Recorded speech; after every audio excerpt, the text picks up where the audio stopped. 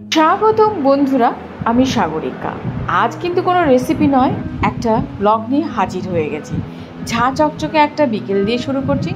সাথে রয়েছে ঢাকাই জামদানি আর খুব সুন্দর একটা পামসু ম্যাচিং। সস্তায় পেয়ে গেছিলাম, অনলাইন থেকে অর্ডার দিয়ে দিয়েছি। পুজোর জন্য অর্ডার দিয়েছিলাম, কিন্তু ধৈর্য রইল না, সবই পরে ফেলি। আমি এমনই করি। পুজোর সময় একটা জামাও আমি নতুন অবস্থায় পাবো না, পুরনো জামা দিয়ে আমার কাজ চালাতে হবে। একেবারে রেডি টু গো। বোন বাইরে টোটো নিয়ে অপেক্ষা করছে। ও যেহেতু বাবার কাছেই থাকে, অর্থাৎ নিজেদের বাড়িতেই থাকে, আমি থাকি আমার শ্বশুর বাড়িতে, আমার হাজব্যান্ডের বাড়িতে।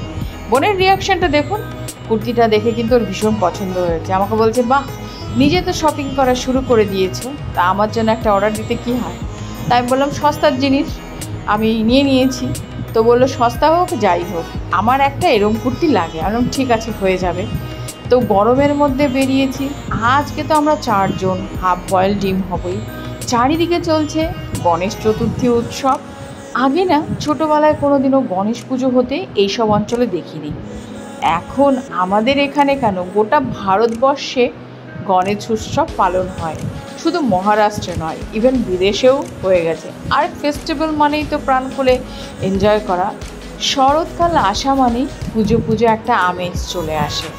আর আমাদের এই মেলা, সেই ছোটোবেলায় আমরা নস্টালজিক হয়ে যাই। এই মেলাতে আসার আগে কতই যে আমাদের ঝগড়া লড়াই হতো, কে নাগরদোলায় উঠবে, কে কিসে উঠবে, এইসব নিয়ে কথা হতো। আর আমি ছিলাম একটু বিতু টাইপের, কোনো দিনও ভয়ের চোটে নাগরদোলনায় উঠিনি। বোনরা কিন্তু নাগরদোলনায় উঠতো। তো ওরা উঠতো কি, টিকিট কাটতো আর উঠেই যেত, রাউন্ডের পর রাউন্ড দিয়ে যেত। আর আমি হাবার মতো নিচের থেকে দাঁড়িয়ে থেকে দেখতাম। অনেকক্ষণ আগে কিন্তু টোটোর থেকে নামিয়ে দিয়েছে, কারণ গাড়ি কেন কোনো কিছুই নিয়ে যেতে দিচ্ছিল না মেলার একটু গেট পর্যন্ত। তো পুলিশি নিরাপত্তা ছিল। দেখুন, আমি বারবার এই একটা কথাই বলবো, যেহেতু আমরা নিজেরাও মেয়ে, আমাদের মেয়েও রয়েছে। তো এই সব যেই ঘটনাটা ঘটে গেছে নির্ভয়ার, অবভিয়াসলি এর কিন্তু বিচার হওয়া চাই। তো সবাই বলছে জাস্টিস ফর আরজি কর, নো ডাউট। অপেক্ষায় আছি আমরা বিচারের, যে সঠিক বিচার হবে এবং অপরাধীর শাস্তি হবে। তো পুলিশি টহলদারি ছিল, ভালো লাগছিল, কিন্তু এগুলো আগের থেকেই মেনটেন করা উচিত ছিল। যাই হোক, মেলাতে ঢুকলাম। একটু মনটাও খারাপ রয়েছে চারিদিকের পরিস্থিতি পরিবেশ দেখে। তারপরে কি করব, গুটি গুটি পায়ে এগিয়ে যাচ্ছি। নিজেদের ছোটোবেলার কথাটাও মনে পড়ছে। তখন কিন্তু আর্টিফিশিয়াল বলে কোনো জিনিস ছিল না। আমরা ছোটোবেলার থেকে এতটা বড় হয়েছি, তো ন্যাচারালি ছিল কি জানি। তখন কিন্তু সব কিছুতেই এই দূষণ ভাবটা কম ছিল, তাই কি না? আমি কি সঠিক বলছি না ভুল বলছি বলুন তো? এই যে আর্টিফিশিয়াল ফ্লাওয়ার, আমার না ভীষণ ভালো লাগে। তো বোনকে বললাম আমি এই ফুলগুলো নেব। তো বললো না, 2 দিন পরে ঘর বাড়িতে হাত দিবি, নোংরা হবে, নষ্ট হবে, ফেলে দিবি, কি দরকার আছে পয়সাগুলো নষ্ট করার। আমার না ছোটোর থেকে একটা খুব সুন্দর বাড়ি করার ইচ্ছে ছিল। দেখুন, আপনাকে কেউ দিয়ে দিল, সেটা কিন্তু কোনো ক্রেডিট নয়, কিন্তু আপনি যদি তিল তিল করে নিজের পয়সা দিয়ে কোনো কিছু করেন, তবে কিন্তু মনে হবে ফাইনালি আপনি কিছু জীবনে পেলেন। তো এটাই আমার তারপরে বলতে বলতে আমি নিজেদের মধ্যে হারিয়ে গেছিলাম। বাচ্চা কাচ্চা ওই ইলেকট্রনিক ফ্যানগুলো নেবে। বোন শুধু সব দোকানেই টহলদারি মেরে যাচ্ছে, কোথায় সস্তায় পাওয়া যাবে।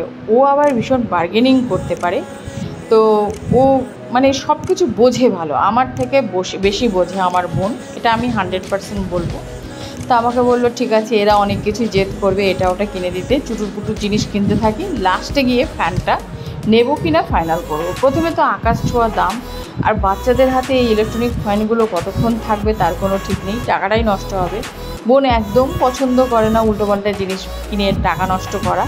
পেন্সিল, রাবার এগুলো নিই, ঠিক আছে, ইটস ওকে। আর এই আচারের দোকান দিয়ে পাশ দিয়ে যাচ্ছিলাম, আমার তো ভীষণ আচার নিতে ইচ্ছা করলো। আমি ওকে বললাম যে আমি নিই, বলে না না, বাড়িতে অনেক আচার বানানো রয়েছে। ও বাচ্চাদেরকেও ঠিক ওরমভাবে ট্রিট করছে, আমাকেও বলছে যে এত রকম আচার বানানো আছে, আবার নিবে, আবার নষ্ট হবে, ফেলে দিবি, ফালতু কী দরকার আছে, ওগুলো শেষ হোক, ভালো নিয়ে নিবি তখন। এখন মেলার মধ্যে এসেই তোকে আচার নিতে হবে।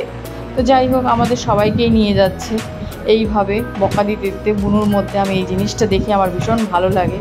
তো দেখুন, আমরা কিন্তু ছোটোবেলার থেকে 4 বোন মানুষ হয়েছি একসঙ্গে। তারপরে আমার পিস্তাতো দাদা, ভাই বলুন, পিসির মেয়েরা বলুন, মাস্তাতো দিদি, ইভেন মামাতো বোন দিদিরা। আমার মার মধ্যে এই জিনিসটা ছিল, সকলের বাচ্চা কাচ্চা এসে আমাদের বাড়িতে অনেক দাঁড়িয়েছে, স্ট্যাবলিশড হয়েছে।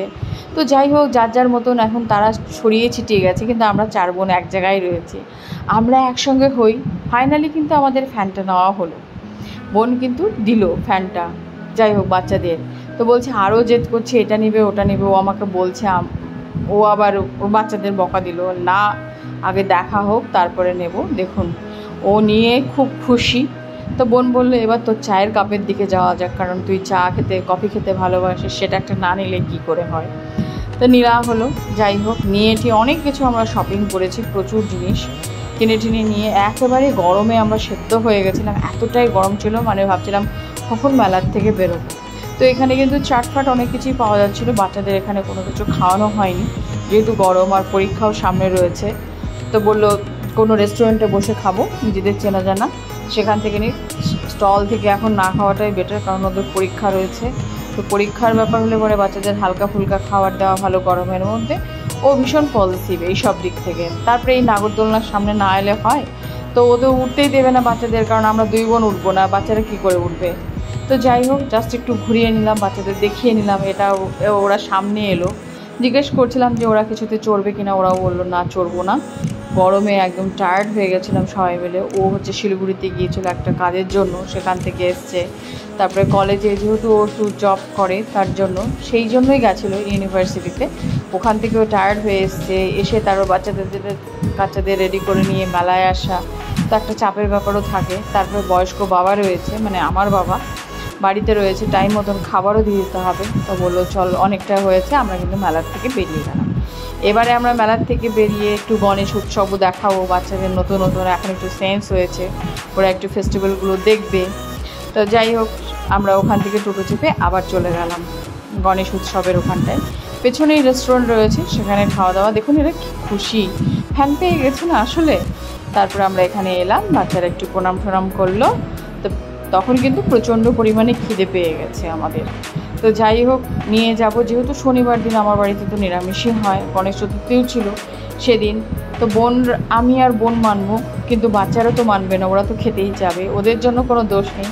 জানি ভগবানও সেদিকে ক্ষমা করবে বাচ্চাদের। তো সুন্দর একটা যেহেতু উৎসব হয়েছে, তা 1-2 বোন মিলে একসঙ্গে রয়েছি, বাচ্চা কাচ্চাদের একটু খাওয়ানো দাওয়ানো, এনজয় করা, এটাই আমাদের মেন উদ্দেশ্য, 2 বোন একসঙ্গে টাইম কাটানো। তো আমাদের লাইফে বন্ধুবান্ধব ছিল, কিন্তু সেরম দরকার পড়তো না, কারণ আমাদের ফ্যামিলিতে এত লোকজন ছিল। যদিও আমরা 4 বোন ছিলাম, বাইরে থেকে আমার পিস্তাতো দাদা, মাস্তাতো দিদি, এরা সকলেই থাকতো। তো প্রচুর লোকজন, প্রচুর ভাই বোন হতাম। ধরুন 15-20 জন আমরা একসঙ্গে থেকেই যেতাম, সেম বয়সী, খাওয়ার টেবিলে বসে একসঙ্গে আড্ডা মারা, গল্প করা, ঘুম থেকে উঠতে যেতাম না, আমাদেরকে উঠাতো। তো তখনকার ছোটোবেলাটা খুব সুন্দর কেটেছে, সেই সোনালি দিনগুলো আর ফিরে পাবো না। এখানে কিন্তু এসে কিন্তু আমরা খাবার অলরেডি অর্ডার দিয়েছি, শর্ট টাইম ছিল, স্টার্টারটা খাবে, বোন জাস্ট প্যাক করে নেবে। তো অলরেডি কিন্তু কোল্ড ড্রিঙ্কস আমরা খেয়ে নিয়েছি। তারপরে চলে এসছে আমাদের পনির পকোড়া, টেস্টি, ফ্রেশ, তেল কম রয়েছে। তো নো ডাউট এই রেস্টুরেন্টটা আমাদের চেনা জানা রয়েছে, আমরা এখানে এসেই টুকটাক খাওয়া দাওয়া করি।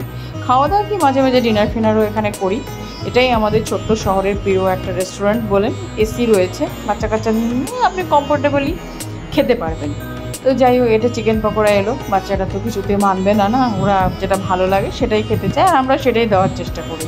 তারপরে খাবার প্যাক করে নেওয়া হলো, কুলচা ছিল, নান ছিল, সেটা আপনাদের দেখাতে পারলাম না প্যাকেট, যেহেতু শাহি পনির আর ছিল চিকেন ভর্তা, সেটাও নিয়ে নিয়েছি বাবার জন্য।